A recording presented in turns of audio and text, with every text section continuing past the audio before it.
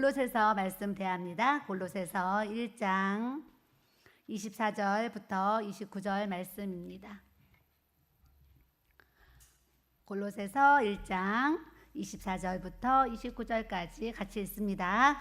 나는 이제 너희를 위하여 받는 괴로움을 기뻐하고 그리스도의 남은 고단을 그의 몸된 교회를 위하여 내 육체에 채우노라.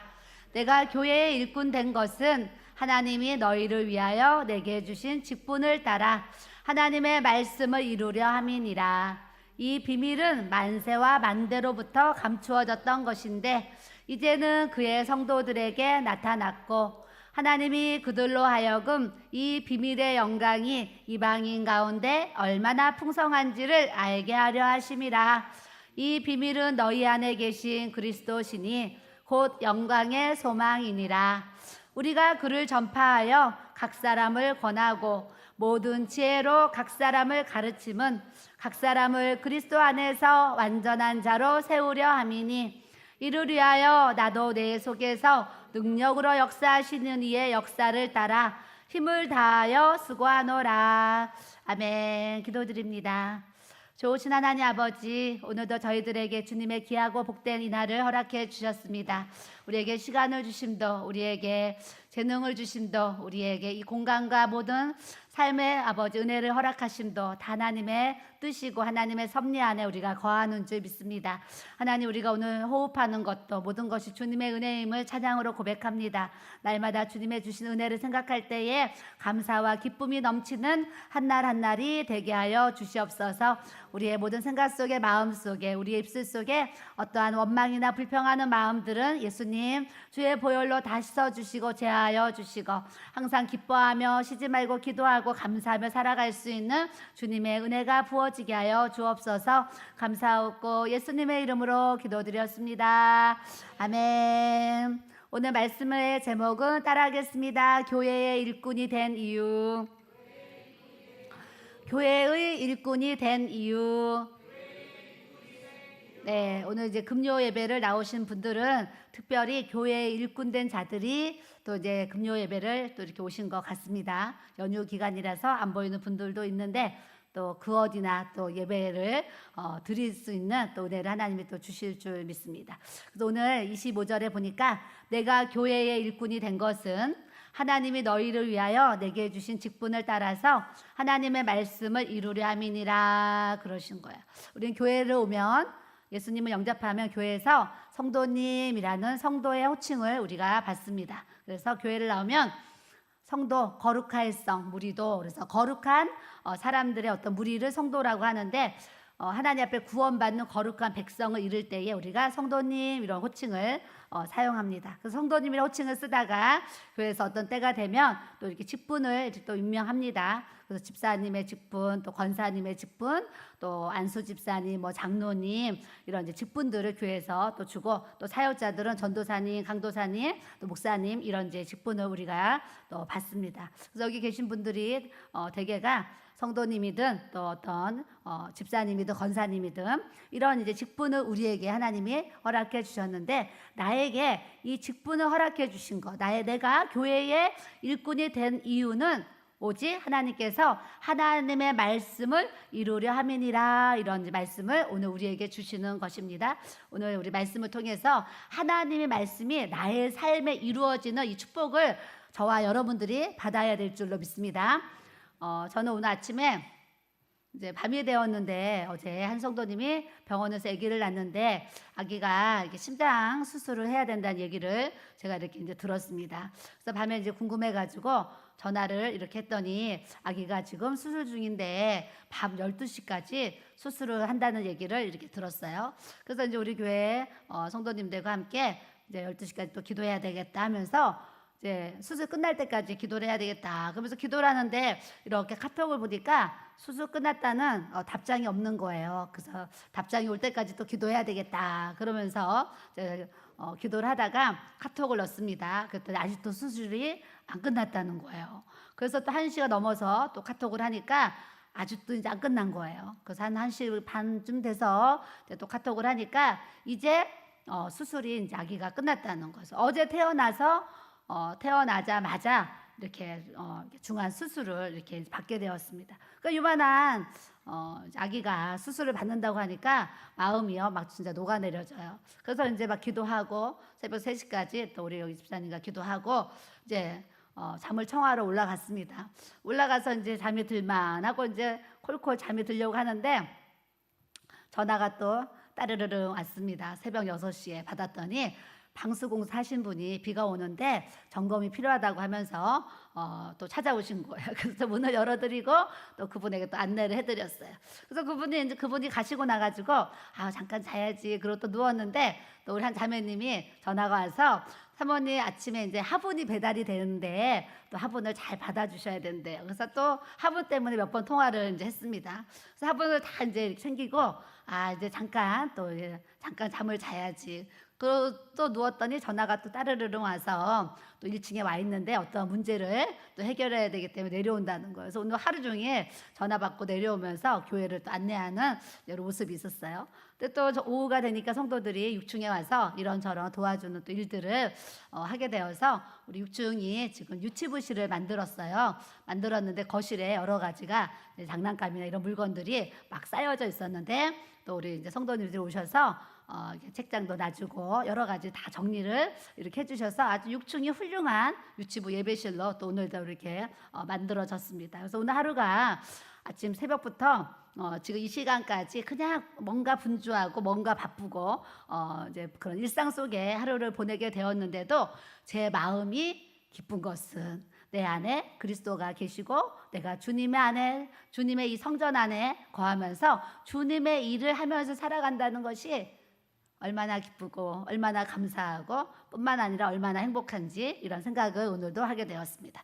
그래서 기쁜 마음으로 말씀을 들고 이제 엘리베이터를 탔는데 엘리베이터를 타자마자 또 어떤 집사님이 나를 보더니 오늘 어떤 자매님이 와서 지금 피아노 반주를 하고 있는데 완전 이제 프로라고 하면서 우리 교회에서 그분을 꼭 또 모셔야 된다고 얘기를 이제 하면서 막 기대를 가득하라는 거예요. 그래서 제가 또 기대를 가득하고 와서 섰는데 아주 뭐 피아니스트 같이 막 또 치고만 오늘 예배가 참 이렇게 또 찬양이 뜨거운 또 하나님의 은혜를 부어주셔서 찬양의 기쁨이 또 이렇게 넘쳐났습니다. 그래서 우리가 하나님이 나를 교회의 일꾼 된 것을 교회에서 피아노를 치고 또 찬양을 또 이런 화분 섬김과 여러 가지 교회의 섬김을 하게 된 이유는 하나님의 말씀을 이루려고 우리 한 사람 한 사람을 우리 교회에 세워주신 줄 믿습니다.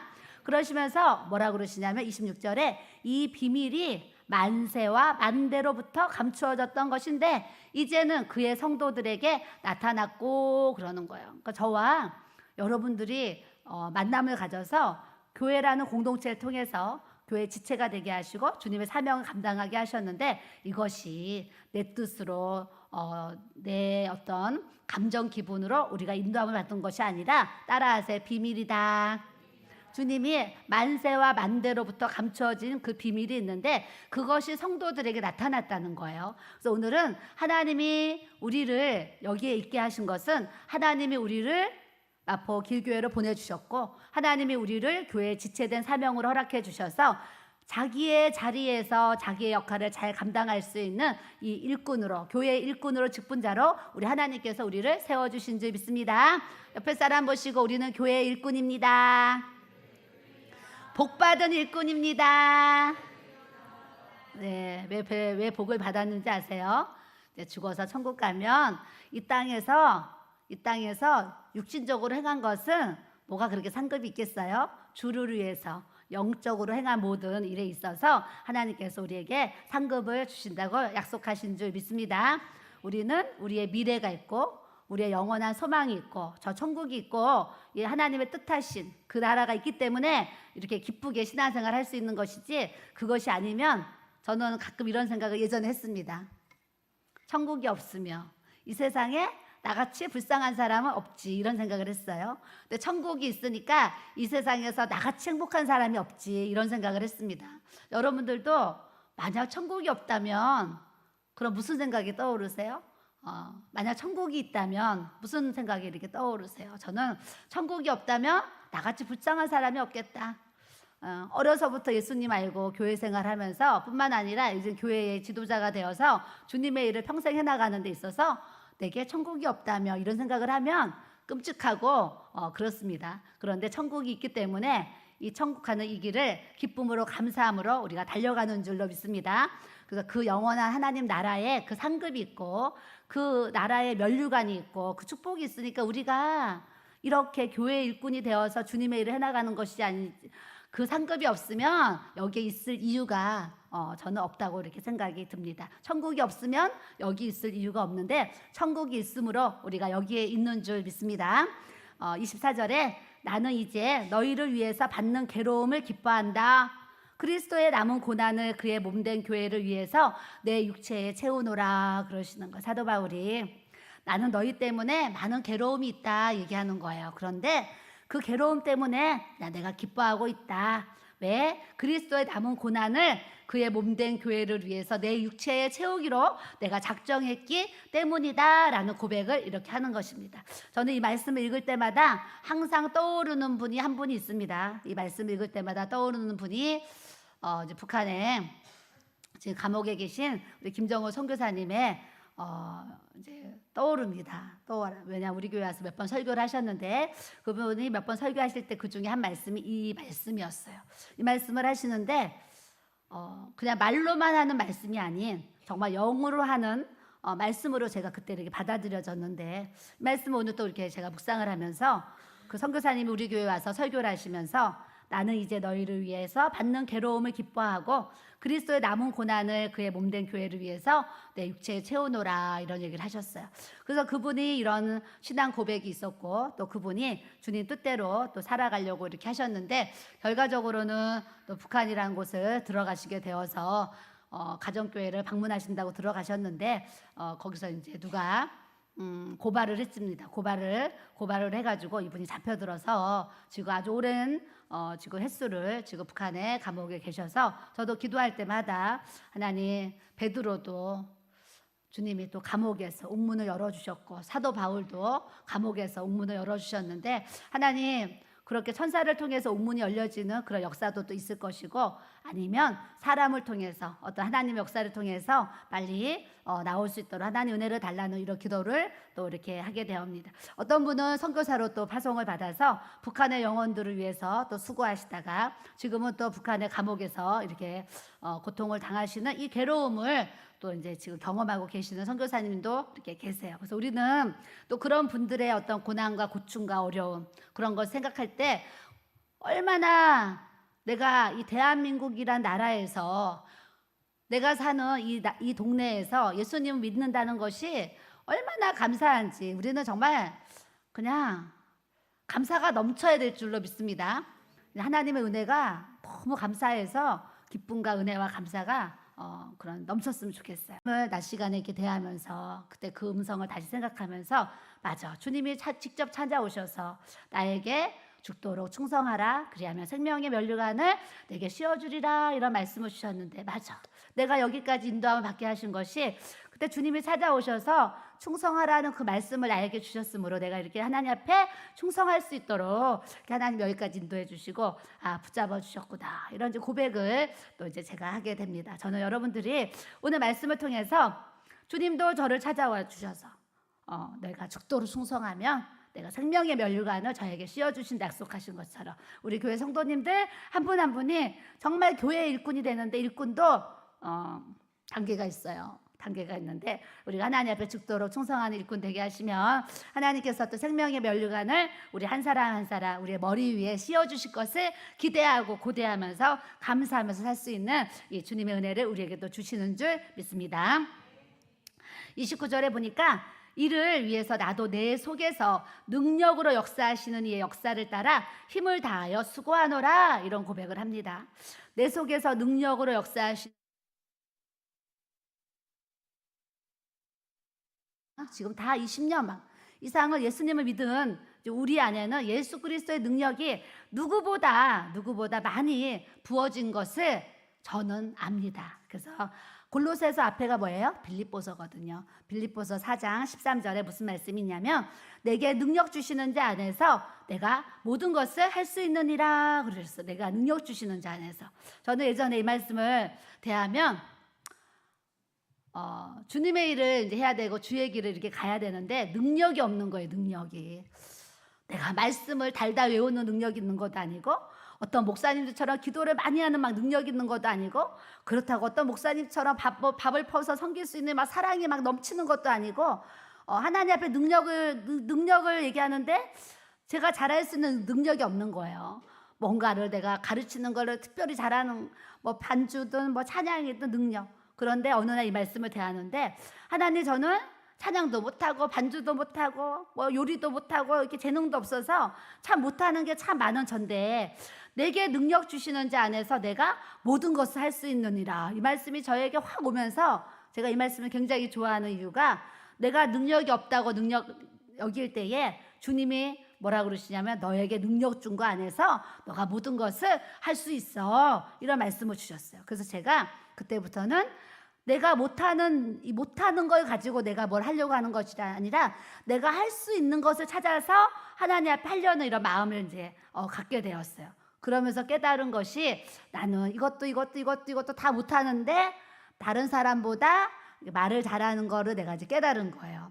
우리 엄마도 제가 얘기할 때 구슬이 쟁반에 뚜루루루 굴러가는 것 같다.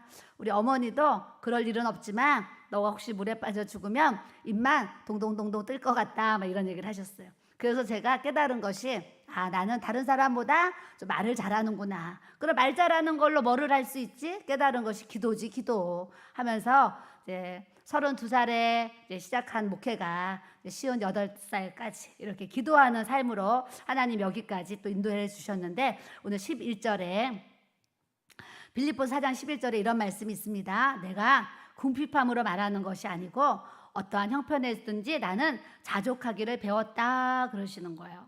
저도 어렸을 때 굉장히 가난하고 힘든 그런 삶을 살았는데 참 지난 세월을 돌아보면 하나님이 자족하는 마음을 주셔가지고 자족하는 마음. 여러분들도 오늘 말씀을 통해서 여러분들이 그냥 자족하는 마음을 좀 가지셔야 돼요. 자족하는 마음이 있어야 여러분들이 행복한 삶을 살 수 있지. 자족하는 마음이 안 되면 항상 나는 불행해, 나는 없어 막 이러면서 낙심할 수가 있어요. 근데 저는 어려서부터 교회를 다녔고 어려서부터 하나님 말씀을 들었는데 하나님이 저에게 주신 많은 은혜가 있지만 그 은혜 중에 하나가 뭐냐면 자족하기를 하나님이 주신 것 같아요. 그래서 있으면 있는 대로 또 감사하고 항상 없으면 없는 대로도 항상 감사했을 마음을 이렇게 이제 주셨던 것 같아요. 근데 12절에 보니까 나는 비천에 처할 줄도 알고 풍부에 처할 줄도 알고 모든 일 곧 배부름과 배고픔과 풍부와 궁핍에도 처할 줄 아는 일체의 비결을 배웠노라 그러시는 거예요. 여러분들은 어떠세요?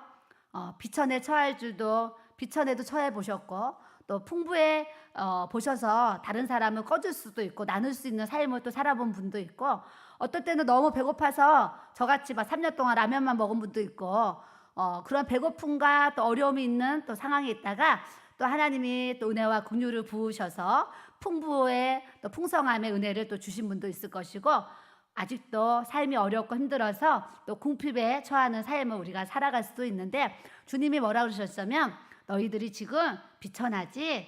너는 풍부하지? 너는 지금 배고프지? 너는 지금 궁핍하지? 그러나 그런 모든 삶을 통해서 너가 일체의 비결을 배우기를 우리 주님이 원하신다 이런 말씀을 주시는 거예요.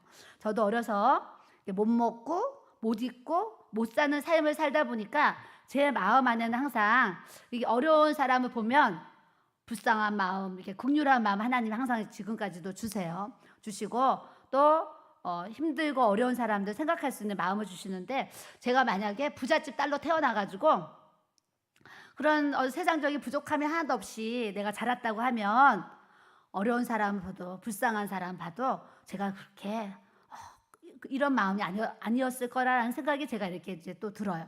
뿐만 아니라 또 내가 어떤 내 삶에 이런 이제 궁핍, 어려움, 배고픔을 또 이렇게 경험해 봤으니까 이런 이제 삶을 알아요. 또 뿐만 아니라 이제 아픈 거.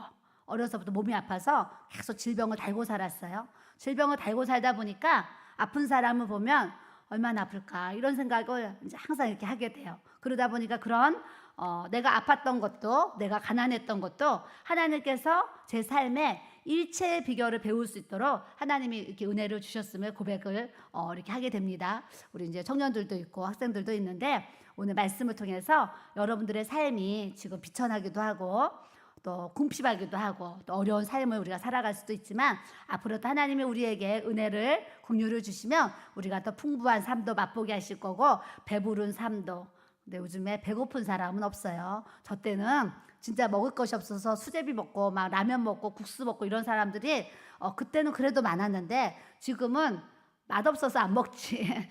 오늘도 뭐 이렇게 위에 보면요 그냥 다 남도록 우리가 참 이렇게 배부른 삶을 사실 이렇게 살아가고 있어요. 그래서 지금은 그렇게 배고파서 어려운 사람은 그래도 이제 아직 없는 이제 우리 교회 없는데 이제 우리가 오늘 말씀을 통해서 내가 살아왔던 나의 모든 삶을 뒤돌아보면서 맞아. 내가 그런 모든 상황 속에서 하나님이 나와 함께 하셨고 하나님이 나를 여기까지 인도해 주셨고 지켜주셔서 오늘 내게 능력 주시는 이 주님 안에서 내가 하나님의 일을 하고 주님의 교회를 섬기고 이렇게 나아갈 수 있구나라는 그런 깨달음을 또 여러분들이 가져야 될 줄로 믿습니다.